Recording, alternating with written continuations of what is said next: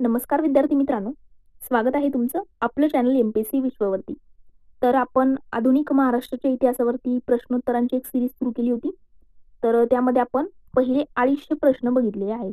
जर तुम्ही मागचे लेक्चर केले नसतील तर चॅनलच्या प्लेलिस्ट सेक्शनमध्ये जा. त्या ठिकाणी तुम्हाला एमपीएससी प्रश्नोत्तर म्हणून एक प्लेलिस्ट दिसेल. आता ही सिरीज आपली मित्रांनो म्हणजे 8 लेक्चर आहेत. हे 8 लेक्चर एकदा पूर्ण झाले की एक मॅरेथॉन लेक्चर येईल आणि मग त्यानंतर आपण पॉलिटीचे या ठिकाणी प्रश्न सुरू करणार आहोत. पॉलिटीचे मी 1500 प्रश्न घेणार आहे आणि प्रत्येक प्रश्न स्पष्टीकरणासहित खाली 4 ऑप्शन वगैरे असतील आणि मग तुम्ही प्रश्न म्हणजे पॉज करायचा, त्यानंतर तुम्ही तो प्रश्न सॉल्व्ह करायचा. एक लेक्चर 50 प्रश्नांचा असेल. मग त्या 50 मध्ये किती बरोबर येतात ते मला तुम्ही कमेंट सेक्शन मध्ये सांगायचं. अशा पद्धतीने आपण पॉलिटीचे प्रश्न सुद्धा घेणार आहोत. आणि आपलं जे करंटची सिरीज सुरू आहे त्यामध्ये करंटच्या सिरीजमध्ये आपण प्रमुख नेमणुका या ठिकाणी बघणार आहोत. आजपासून प्रमुख नेमणुका, निधन वार्ता असेल, नंतर पुढे क्रीडा घडामोडी, पुरस्कार ह्या गोष्टी आपण सुरू करणार आहोत. आणि आपल्याला करंटचे सुद्धा 2500 प्रश्न घ्यायचे आहेत. चॅनल मेंबर्स जर तुम्ही असाल तर तुम्हाला सगळे 2500 प्रश्न जानेवारी 2024 ते डिसेंबर 2024 अशा पूर्ण 12 महिन्यांच्या म्हणजे 2024 या वर्षांवरती पूर्ण आपण करंटचे 2500 प्रश्न आपल्या युट्यूब चॅनलवरती घेणार आहोत. पण ते फक्त मेंबर्स करिता आहे. मेंबर्सला फक्त ते दिसतील. ओके, आता पुढे बघा. मग त्याकरिता तुम्हाला आपली मेंबरशिप घ्यावी लागेल. त्यानंतर तुम्हाला सगळे लेक्चर त्या ठिकाणी अपलोड म्हणजे दिसेल. मेंबरशिप जास्त नाही, 119 रुपयांमध्ये पूर्ण तुम्हाला 2500 ते करंटचे प्रश्न सोबत 50 ते 55 लेक्चर आणि एक मॅरेथॉन लेक्चर असेल. हे सगळं तुम्हाला फक्त 119 रुपयामध्ये बघायला मिळेल. आता पुढे बघा. हे 251 आपला प्रश्न आहे आजचा. इसवी सन डॅश मध्ये रानडेंनी काय केले? विधवा विवाह उत्तेजक मंडळाची स्थापना केली. तर कोणत्या साली महादेव गोविंद रानडेंनी विधवा विवाह उत्तेजक मंडळ जे आहे त्याची स्थापना केली असं विचारले? तर 1865 ला महादेव गोविंद रानडे जे आहेत यांनी 1865 साली मुंबई येथे विधवा विवाह उत्तेजक मंडळाची स्थापना केलेली होती. पुढे बघा. 252 प्रश्न. सामाजिक सुधारणेबाबत पत्रके काढून ती अनुक्रमे हिंदू पुढारी आणि ब्रिटिश सरकारला देऊन सामाजिक सुधारणा करण्याची विनंती कुणी केली होती? तर त्यांनी कुणी केली होती? बेहरामजी मलबारी यांनी सामाजिक सुधारणेबाबत पत्रके काढून हिंदू पुढारी आणि ब्रिटिश सरकारला काय केलं होतं? सामाजिक सुधारणा करण्याची विनंती केली होती बेहरामजी मलबारी यांनी. पुढचा प्रश्न बघा. डॅश डॅश यांनी इंदू प्रकाश मधून पुनर्विवाहास अनुकूल लेख लिहिले. तर इंदू प्रकाश या वृत्तपत्रातून पुनर्विवाहाला अनुकूल असणारे लेख कुणी लिहिले? तर न्यायमूर्ती रानडे यांनीच लिहिलेले आहे. इंदू प्रकाश इंग्रजी आवृत्तीतून लेखनाला सुरुवात त्यांनी केली होती. पुढे बघा. 254 प्रश्न.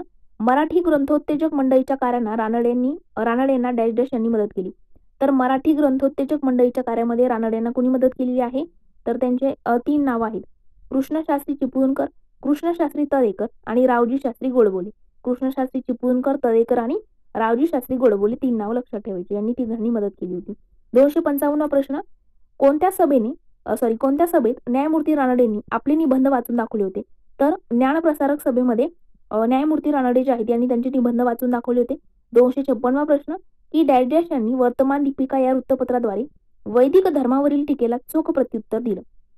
तर वर्तमान दीपिका या वृत्तपत्रातून वैदिक धर्मावरील टीकेला चोख प्रत्युत्तर देणारे कोण आहेत? विष्णू बुवा ब्रह्मचारी हे आहे. त्यांचं नाव लक्षात ठेवा. पुढे 257 प्रश्न. मद्य वर्ज करून तो पैसा ग्रंथ खरेदीत गुंतवा असं आव्हान जे आहे ते कुणी केलं? तर महात्मा फुले यांनी केलं होतं. पुणे पालिकेस त्यांनी पत्र लिहिलं होतं त्याच्यामध्ये. पुढे बघा. 258 प्रश्न आहे की या डॅश डॅश या पुस्तिकेतून महात्मा फुलेंनी स्त्रियांच्या दर्जासंबंधी आपले विचार मांडले. तर सत्सार भाग 1 आणि 2 हे पुस्तक कुणाचे?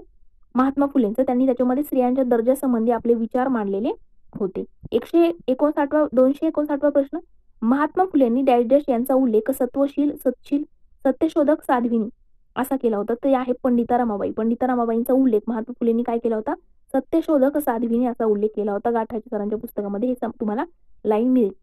नारायण मेघाजी लोखंडे यांच्या प्रयत्नातून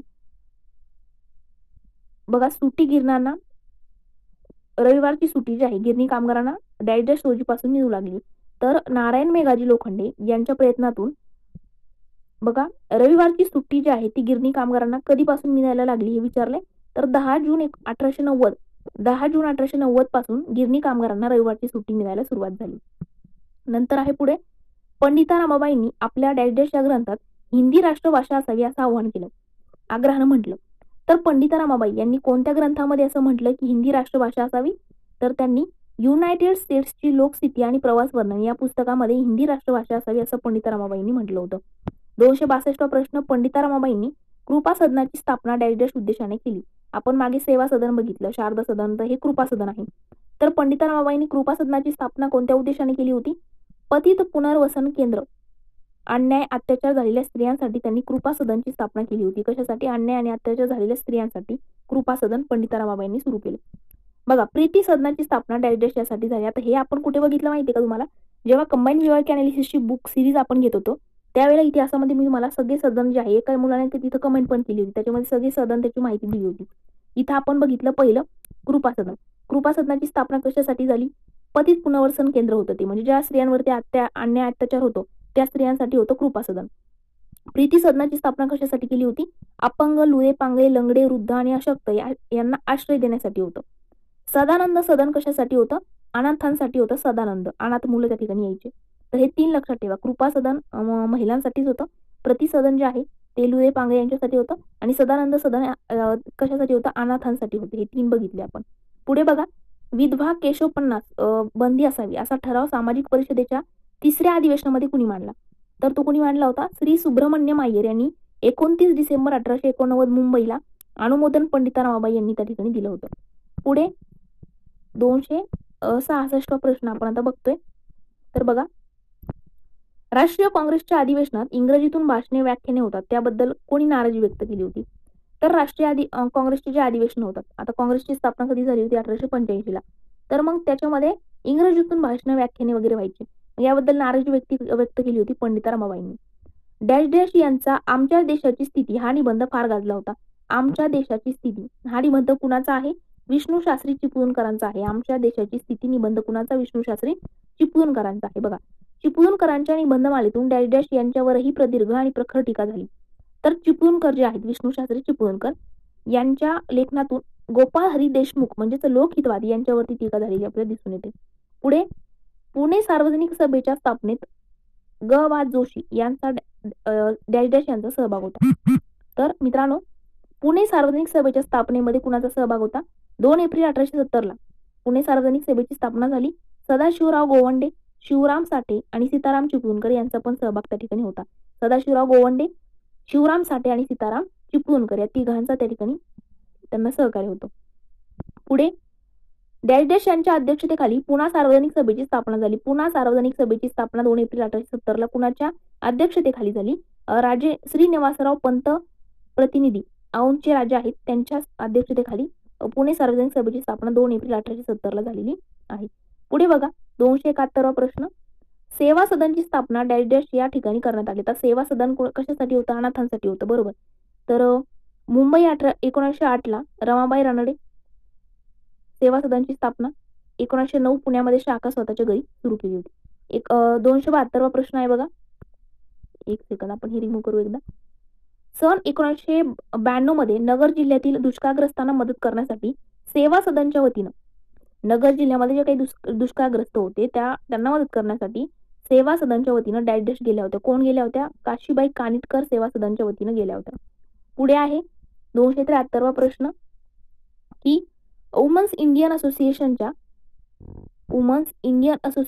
डॅश डॅश पुणे शाखेच्या अध्यक्ष होत्या. तर पुणे शाखेच्या अध्यक्ष होत्या रमाबाई रानडे. 274 प्रश्न, डॅश डॅश यांनी जागृती या पत्रातून लेख लिहून मुलींनाही प्राथमिक शिक्षण सक्तीचे आणि मोफत असावे असा आग्रह धरला. तर जागृती हे पत्र जे आहे, या पत्रामधून मुलींना सुद्धा काय असावं? प्राथमिक शिक्षण सक्तीचं आणि मोफत असावं असा लेख कुणी लिहिला होता किंवा असा आग्रह कुणी धरला होता? जनाक्का शिंदे यांनी आग्रह धरला होता. पुढे आहे, जीवन शिक्षण ही संकल्पना डॅश डॅश यांनी मांडली. तर जीवन शिक्षण ही संकल्पना मांडलेली आहे राष्ट्रसंत तुकडोजी महाराज यांनी ग्रामगीता ग्रंथामध्ये. जीवन शिक्षण ही संकल्पना मांडणारे आहेत राष्ट्रसंत तुकडोजी महाराज. सत्यशोधक समाजाचे ब्रीद वाक्य डॅश डॅश होते. तर सर्व साक्षी जगतपती त्याला नकोची मध्यस्थी असं होतं सत्यशोधक समाजाचं ब्रीद वाक्य. पुढे, महात्मा गांधींचे पहिले मराठी चरित्र अवंतिकाबाई गोखलेंनी लिहिले.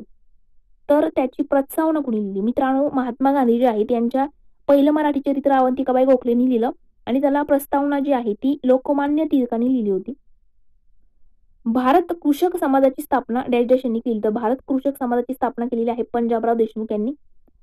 महात्मा फुलेंनी पुणे येथे पहिला विधवा पुनर्विवाह डॅश रोजी घडवून आणला. महात्मा फुलेंनी पहिला विवाह जो आहे पुण्याला घडवून आणला होता, विधवा पुनर्विवाह, आणि तो 8 मार्च 1864 ला 8 मार्च 1864 ला घडलेला आहे. 8 मार्च 1864 ला घडवून आणला होता.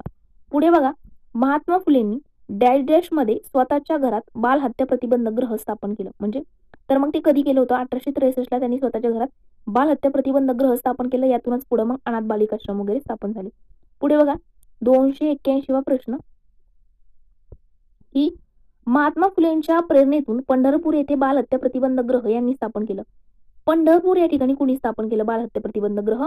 तर न्यायमूर्ती महादेव गोविंद रानडे, उमिया शंकर आणि इतर त्याच्यामध्ये लोकहितवादी होते, म्हणजे गोपाळ हरी देशमुख आणि लाल शंकर यांचा सहभाग होता. लाल शंकर लोकहितवादी आणि महादेव गोविंद रानडे आणि उमिया शंकर तर यांचा सहभाग होता पंढरपूर इथल्या बाल हत्या प्रतिबंधक गृह स्थापनेमध्ये. पुढे महात्मा फुलेंनी 1851 मध्ये पुणे शहरात डॅश येथे अस्पृश्यांसाठी पहिली शाळा सुरू केली. 1851 ला कुठे? पुणे शहरात अस्पृश्यांसाठी पहिली शाळा कुणी सुरू केली? नाना पेठेमध्ये केली होती महात्मा फुलेंनी. दुसरी अस्पृश्यांसाठी शाळा वेताळ पेठेमध्ये झाली, सदाशिव गोवंडे यांच्या वाड्यामध्ये. बघा, महात्मा फुलेंनी 1851 मध्ये पुणे शहरात नाना पेठेत अस्पृश्यांसाठी पहिली शाळा काढली आणि दुसरी शाळा वेताळ पेठेमध्ये सुरू झाली अस्पृश्यांसाठी, सदाशिव गोविंद यांच्या वाड्यामध्ये. प्रौढ स्त्री पुरुष शिक्षणासाठी महात्मा फुलेंनी डॅश मध्ये शाळा सुरू केली.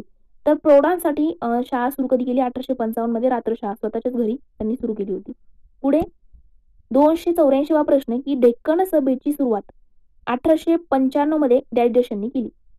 डेक्कन सभेची सुरुवात 1 नोव्हेंबर 1895 ला झालेली आहे. महादेव गोविंद रानडे यांनी सुरुवात केली. पुन्हा सार्वजनिक सभेवर टिळकांचे वर्चस्व आल्यानंतर डेक्कन सभेची सुरुवात कुणी केली? 1895 ला, तर महादेव गोविंद रानडे यांनी केलेली आहे. हिंदी अर्थशास्त्राचा पाया डॅश यांनी घातला. हिंदी अर्थशास्त्राचा पाया घालणारे कोण आहेत? न्यायमूर्ती महादेव गोविंद रानडेच त्या ठिकाणी आहेत. पुढे बघा, देव न मानणारा देव माणूस म्हणून कोणाला ओळखलं जातं? तर गोपाळ गणेश आगरकरांना देव न मानणारा देव माणूस म्हणून ओळखलं जातं. पुढे बघा, थॉमस पेनच्या राईट्स ऑफ मॅन या ग्रंथाचा जास्त प्रभाव यांच्यावर पडला होता, तर ते आहे मित्रांनो महात्मा फुले. ही लाईन पण तुम्हाला जशीची तशी घाटा सरांच्या बुकमध्ये वाचायला मिळेल. बर्वे प्रकरणात आगरकरांना आणि टिळकांना 101 दिवसांची तुरुंगवास शिक्षा झाली. कोणत्या प्रकरणात? बर्वे प्रकरणामध्ये आगरकरांना आणि टिळकांना दोघांना 101 दिवसांची शिक्षा झाली. तेथे आगरकरांनी आणि डॅश यांचे लेखन झाले. तर मित्रांनो, तेथे डोंगरीच्या किल्ल्यातील आमचे 101 दिवस आणि विकार विलसित हे 2 ग्रंथ कुणी लिहिले? आगरकरांनी लिहिले होते. पुढे धोंडो केशव कर्वेंनी यांचा आदर्श आपल्या डोळ्यासमोर ठेवला. तर धोंडो केशव कर्वेंनी यांनी विश्वनाथ वीणा मंडलिक जे आहेत यांचा आणि सोमन गुरुजींचा काय ठेवला होता? आदर्श डोळ्यासमोर ठेवला होता धोंडो केशव कर्वे यांनी. 1 मे 1882 रोजी आर्य महिला समाजाच्या स्थापनेत डॅश यांचा सहभाग होता. आर्य महिला समाजाची स्थापना 1 मे 1882 ला झाली. त्या स्थापनेमध्ये सहभाग कुणाचा होता? तर मित्रांनो, पंडिता रमाबाई.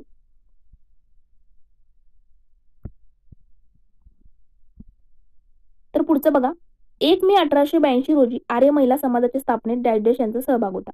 तर 1 मे 1882 ला जर आर्य महिला समाज स्थापन झाला, तर 1 मे 1882च्या आर्य महिला समाजामध्ये पंडिताबाई रमाबाई आहे, रमाबाई रानडे, काशीबाई कानिटकर, रखमाबाई राऊत यांची आई होती. यांचा सहभाग होता आर्य महिला समाजाच्या स्थापनेमध्ये. कोण कोण आहेत? पंडिता रमाबाई, रमाबाई रानडे, काशीबाई कानिटकर आणि रखमाबाई राऊत यांची आई. पुढे बघा, 291वा प्रश्न, की मेरी मनोरमा आणि यांनी गुलबर्गा येथे 1814 डॅश ही आश्रमशाळा सुरू केली. तर मेरी मनोरमा यांनी गुलबर्ग या ठिकाणी 1914 ला शांती सदन ही आश्रमशाळा सुरू केली होती. मुक्ती मिशन मध्ये मुक्ती प्रेयर बिल हे डॅश नियतकालिक मनोरमा यांनी सुरू केलं. तर मुक्ती मिशन मध्ये मुक्ती प्रेयर बिल हे नियतकालिक इंग्रजीमधून त्यांनी सुरू केलं होतं आणि ते त्रैमासिक होतं बघा. नंतर आहे पुढे उदयप्रभा मासिक, एके प्रदर्शक पत्रिका, प्रबोधय, सत्यदीपिका, सत्यवादी, कुटुंबमित्र यांचे संपादन कोणी केलं? तर आहेत बाबा पद्मनचे सगळ्यात जास्त ग्रंथ वगैरे सगळं आपल्याला दिसून येतं. पुढे थोडेच प्रश्न आपले 300 आपल्याला घ्यायचे. पुढे बघा, आधुनिक मराठी ख्रिस्ती वाङ्मयाचे जनक कोण? तर ते आहेत बाबा पद्मनजी. 8 नोव्हेंबर 1851 रोजी ग्रँड कॉलेज मेडिकल सोसायटीची स्थापना डॅश यांनी केली. तर ते आहेत डॉक्टर भाऊदाजी लाड. डॉक्टर भाऊदाजी लाड यांनी 8 नोव्हेंबर 1851 रोजी ग्रँड मेडिकल सोसायटीची स्थापना केली. पहिले doctor Grant medical college Mumbai येथले तेच आहेत. पुढे आहे इंदू प्रकाश पुढे डॅश डॅश मध्ये विलीन झालं. तर इंदू प्रकाश हे वृत्तपत्र पुढे लोकमान्य मध्ये विलीन झालेले आहे. इंदू प्रकाशचे डॅश डॅश हे काही काळ संपादक होते. कोण होते? चंदावरकर त्या ठिकाणी संपादक होते. सत्य, सौख्य आणि ज्ञान हे डॅश डॅश यांचे या वृत्तपत्राचे ब्रीदवाक्य होते. तर ज्ञान प्रकाश या वृत्तपत्राचं ब्रीदवाक्य होतं सत्य, सौख्य आणि ज्ञान. डॅश डॅश हे महाराष्ट्राचे पहिले दैनिक. तर मित्रांनो ते आहे ज्ञानप्रकाश. ज्ञानप्रकाश हे महाराष्ट्राचं पहिलं दैनिक आहे. हरिनारायण आपटेंनी पुण्यातून डॅश डॅश हे पत्र सुरू केलं. तर त्यांनी करमणूक हे पत्र पुण्यातून नारायण आपटेंनी पुण्यातून सुरू केलेलं आहे. राहिलेले बाकीचे प्रश्न घेऊयात नेक्स्ट लेक्चरमध्ये. तर आज आपण 300 प्रश्न कव्हर केलेले आहेत. आय होप की तुम्हाला लेक्चर आवडत असतील आणि जर ही प्रश्न म्हणजे अशी प्रश्नसंच आपण डेली चॅनलवरती घ्यायला पाहिजे असं तुम्हाला वाटत असेल तर मला कमेंट सेक्शनमध्ये सांगा. आणि मित्रांनो आपण आता पॉलिटीची सिरीज सुरू करणार आहोत. त्यामध्ये आपण 1,500 प्रश्न घेणार आहोत. एका लेक्चरमध्ये 50च प्रश्न पण स्पष्टीकरणासहित आणि छान पद्धतीने आपण सुरू करणार आहोत. आणि नंतर एक मॅरेथॉन लेक्चर 1,500 प्रश्नांचं आपलं येईल. ओके. आणि एका लेक्चरमध्ये किती 50 प्रश्न या पद्धतीने आपण ही सिरीज कंटिन्यू करणार आहोत आणि स्पष्टीकरणासहित घेणार आहे. त्यामुळे थोडंसं इंटरेस्ट पण असेल आणि प्रश्नवरती असेल. खाली 4 ऑप्शन असतील. त्यामधून मग प्रश्न पॉज करायचा, तो प्रश्न सोडवायचा. मग 50 पैकी डेली लेक्चरमध्ये किती बरोबर येतात हे तुम्हाला कळेल. अशा पद्धतीने आपण घेणार आहोत आणि प्रत्येक टॉपिक वाईज डायरेक्ट घटना निर्मिती, घटनेची वैशिष्ट्य इथून आपण सुरुवात करणार आहोत. त्यामुळे लेक्चर कंटिन्यू चॅनलवरती तुम्ही जॉईन राहायचं आहे जेणेकरून प्रत्येक लेक्चर तुमच्यापर्यंत लवकरात लवकर येईल. तर आज आपण इथेच थांबूया. लेक्चर आवडला असेल तर लाईक, कमेंट, मित्रमैत्रिणींसोबत सुद्धा शेअर करा.